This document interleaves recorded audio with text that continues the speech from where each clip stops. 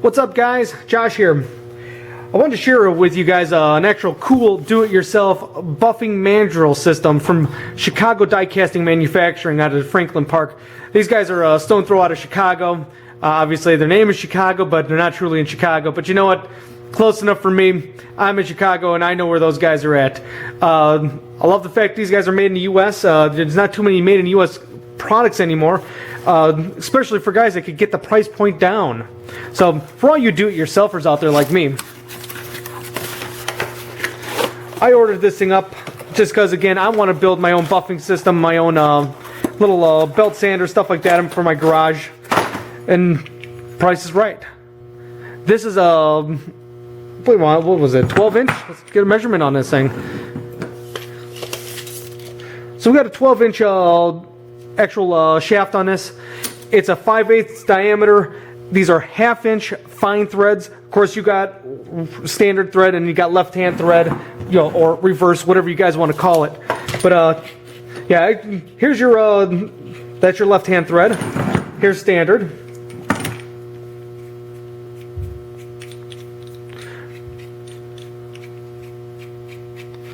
Actually, see which direction I'm rolling is. Obviously, this is not righty-tighty. So this is the left-hand thread. But nicely machined parts. These are actually little zinc end caps, basically designed to sandwich your stone, buffer, all that stuff. It's a pretty light-duty bearings and shaft. It's meant for less than 1 horsepower. So when I was on the phone with these guys, they kept saying fractional horsepower, fractional everything. But then I'm like, what about 1 horsepower? It's like, is that too much? And yeah, they're kind of leaning toward that one. And I think that's their limit cutoff. I don't think they want to, for liability reasons and guys doing things they shouldn't be doing, they don't want to go that far. Right? For what this thing is, I think it's very reasonably priced. We're talking about $34 retail price. Get the heck out of here.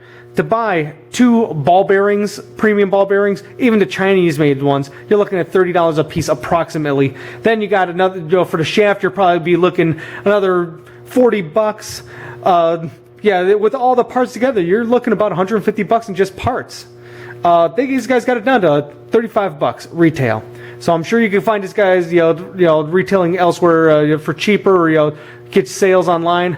But I thought it was a pretty interesting little tool. Let me pull off this this zinc collar shaft for you guys so you can actually see the bearing. Of course, I'm shooting from the hip on this video, guys. I wasn't expecting myself to truly shoot this thing, so I'm not fully prepared.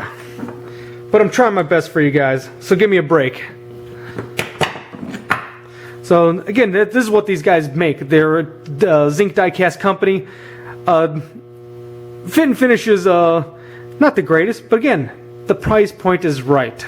I mean, this thing, I think it was retail price is like $2 or less than that, maybe $1 something. But again, what these guys are giving you, I think, is a very good value. It's actually a bronze, oil impregnated bronze bushing in here. So there's no ball bearings, but again, price point. That's where it's all at, guys. I mean, how many things are built to last 100 years that have bronze bearings in them? I got most of my machinery in my shop is a good 75 years old, and was it built with bronze bearings? You do not need ball bearings for precision. Yeah, my stuff is they're still running. I think I replaced 1 bearing on my brake press, and that thing was built in probably 1940. And it finally needed to be replaced, and that's constant running every single day, high pressure, high torque. But yeah, these guys, for what it is, it's decent. It's good stuff. I'm impressed with it. Little oil cap, obviously. This being a porous bronze, the oil is going to slowly seep in. It's not going to be pouring in. It's not like you're injecting grease into this thing, but it's slowly going to drip in. I've seen guys complain saying, "Hey, oil's not getting to my bearing." It'll get there. Don't worry. Obviously, don't use a super thick oil. You want to use a basic, a thinner motor oil, I'm sure. Again, check that out on the owner's manual if you buy one. But this one I was interested in just because you could go on 2 buffing wheels. This is the model, where is it? 330 Mandrel. So it's actually got 2 sides that you could hook up a buffer on.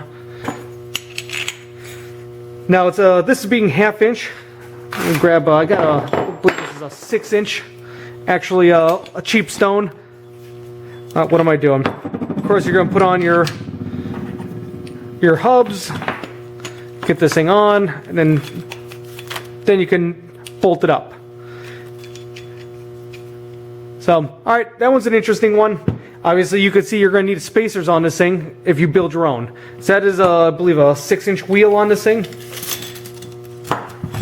Yep, 6-inch wheel. So, again, you do-it-yourselfers, you already know that one. I got this one in also. This one is the 440 mandrel. This has threads on one side only, and the other side is for the pulley.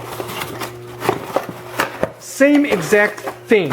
Exact. It just doesn't have the threads. They just machined a flat on there for their set screw.